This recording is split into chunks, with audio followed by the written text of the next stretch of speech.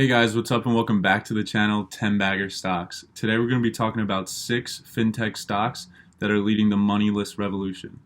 If that's a topic you're interested in, please stick around for the video. As always guys, please toss a like as it helps grow this community where we can all discuss stocks that can become multi-baggers so we can grow a portfolio. And if you have any comments about the video, please let me know down there. As well as let me know any stocks that you're researching or investing in right now. I'd love to hear that, and I've gotten some great ideas from the people who comment on my videos, and I hope other viewers who see the videos have also got good ideas. So let's keep that discussion going, and yeah, let's jump right in. Okay, the first stock I want to discuss today is Square. Square is a company dedicated to providing efficient services that seek to help small businesses start and grow. Square has also ventured into the growing mobile-to-mobile payment space with their Cash App. Cash App has seen tremendous growth in the past few quarters, and according to ARK Invest white page, the thesis on Square, Cash App is a highly undervalued asset for Square when compared to what other mobile payment companies are valued at. And I mean, it's funny because they have an insane user base already. Basically, they're only competing with Venmo.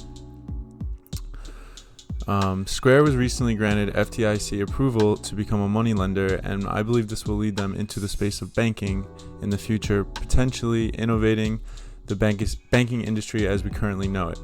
Just imagine getting a loan to start a business from Square, using their services and hardware to do payment processing seamlessly, paying employees straight from revenue to their Cash Apps using Square software, setting up e-commerce websites with Square software and Square services, doing marketing through Square.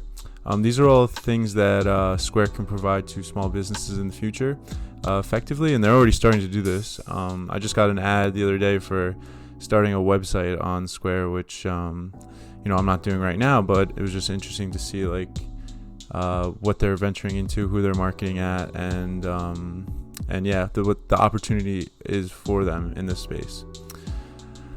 I mean, if we could see Square Bank in the future, that would just be an insane step for the company, and it could be the long-term vision of founder CEO Jack Dorsey, who is also, as you probably know, the founder of Twitter. So I believe even at a market cap of $60 billion, the priceless assets that Square has available to them makes them a candidate to be quite a disruptor in a highly profitable industry, and a growing industry, which is, basically the paperless economy. The world economy is only going more and more in that direction, and so I think that Square has a really good opportunity to become a top S&P 500 company in the future. I mean, they're not in the index right now, even though they're at a valuation of $60 billion. But yeah, I mean, I could see them grow to the likes of a PayPal or even a Visa one day, even bigger. Obviously, there's competition in the space, especially the hardware. But I think the services that they're starting to be able to offer for businesses provides them with quite a strong moat, and I believe in Jack Dorsey as well, and I think that Square is really going to be a disruptor in the future. Definitely a potential 10-bagger. Their balance sheet is strong, and they've already been turning a profit. They're going to be a winner for a decade. Square is, and just a disclaimer, so maybe I'm talking myself into some of these ideas, but Square is my second largest holding in my portfolio. I hold, it's my second largest holding, and I hold at a cost basis of around 75. Okay, so moving on. So the next stock I'm going to talk about, FinTech. The next FinTech stock I'm going to talk about is PayPal. PayPal was an early innovator in the space. As you guys know, they were teamed up with eBay. You could buy things online. When eBay was popular, everyone was using their PayPal, signed up for a PayPal account, using PayPal to buy things off eBay. So they got a large user base right off the get-go. I mean, they continue just to expand their services, acquire smaller companies. They print money. I mean, they turn profits. They turn a profit of $3 billion last year, which isn't a lot actually, considering their market cap is $206 billion. But I mean, it puts them at a PE ratio of 80, which isn't absolutely unheard for stocks that have high growth potential.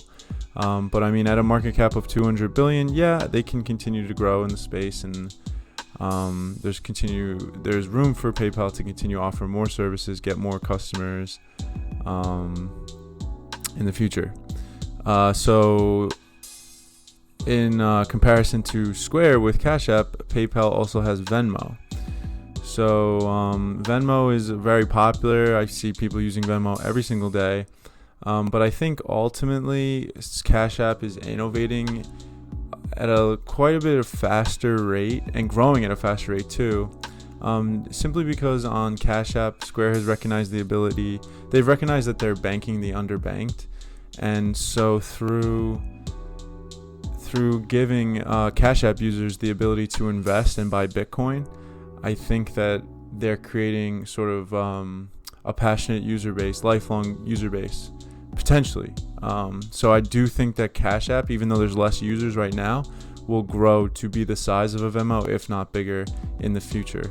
I mean, I know personally a bunch of teenagers that, they use Cash App. They've never even thought to download Venmo. So I think that we can always look to the younger generation to see what types of trends will overtake our economy. I mean, for instance, when I heard about TikTok like a year and a half ago, or maybe even 2 years ago, I was like, that's not going to catch on. And now it's an extremely popular app with a very high valuation. And it was basically, 16, 15-year-olds, 17-year-olds that were on it first. And now pretty much everybody's on it. And there's even guys talking about stocks on it. So, so Cash App. But anyway, back to, sorry, a little tangent. But anyway, back to PayPal. They have acquisitions such as Honey, which I believe is a couponing, an online couponing service where you can get deals, and Braintree Lending, which is an online lending platform. So, and they have PayPal Credit, so they can extend credit to customers. So, I mean, they have a lot of different services they can offer. They have a great balance sheet. Valuation's a little high. If you think PayPal is going to take advantage of the moneyless revolution, there's probably not much of a better investment you can make. I go to side with Square because Square obviously has a much lower valuation and more room to grow. I think they're diversified into different things a little bit better. But yeah, PayPal could be a great investment. I mean, recently it's at the time of this video, it's fallen from $200 a share to $180 a share, which, I believe presents probably a great opportunity to enter for a long-term hold. You can't expect it to be like a multi-bagger in a year, but you're going to get probably outperformance from an investment in PayPal. So anyway, the next stock I want to talk about is Stone, ticker STNE. So Stoneco is, in my opinion, a very intriguing investment idea.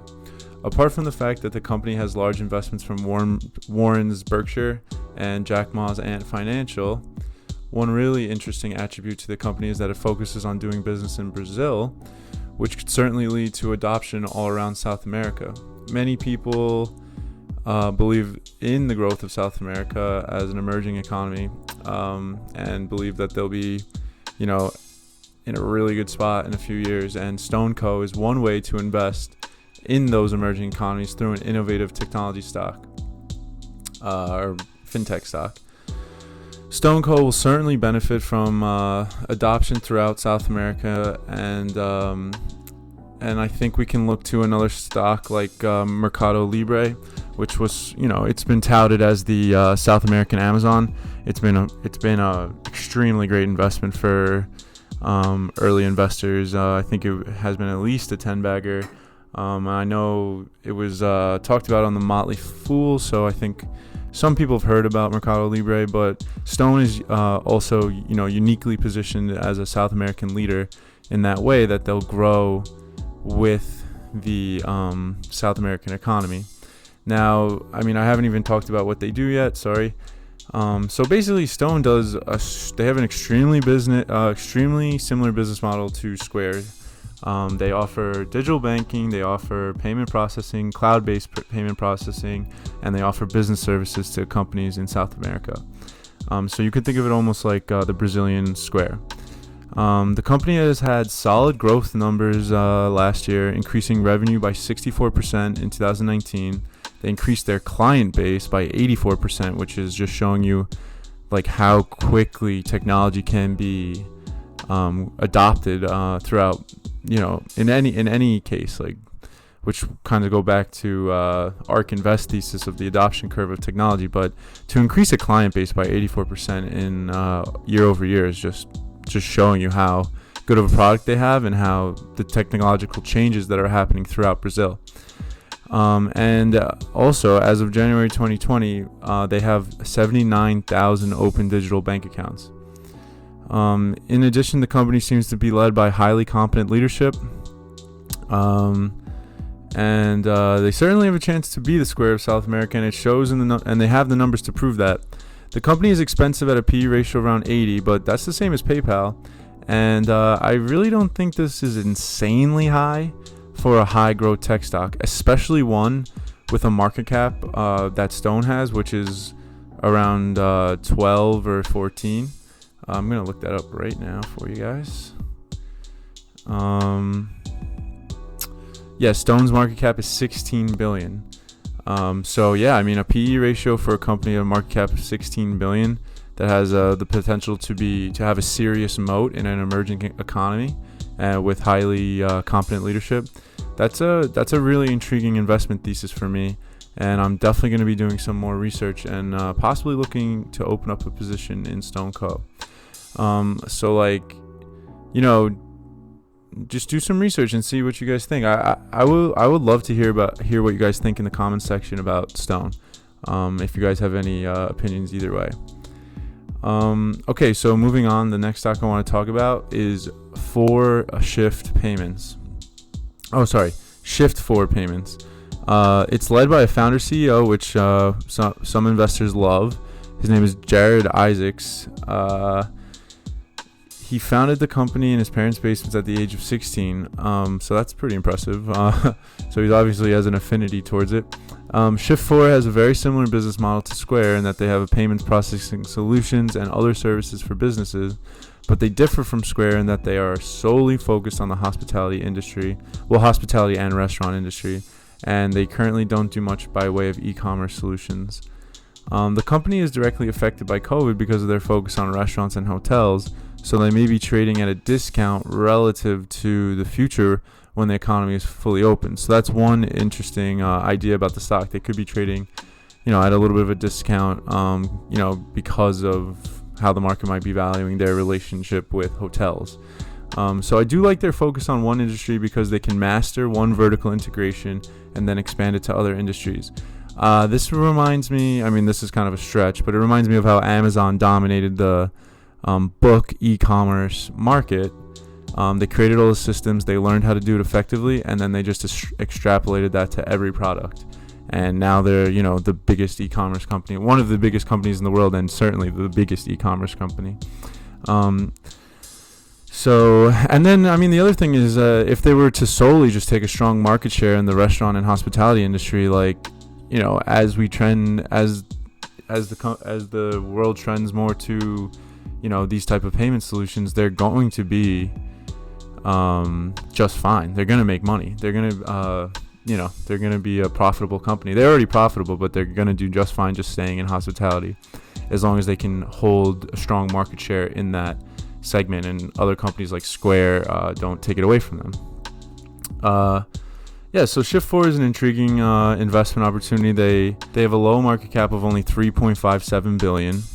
So they definitely have room to grow from there. So if you think that, so I would do more research into how the company is led, if you want to be an investor in 4, but definitely intriguing idea. That their numbers are good, they're profitable, they have a low market cap.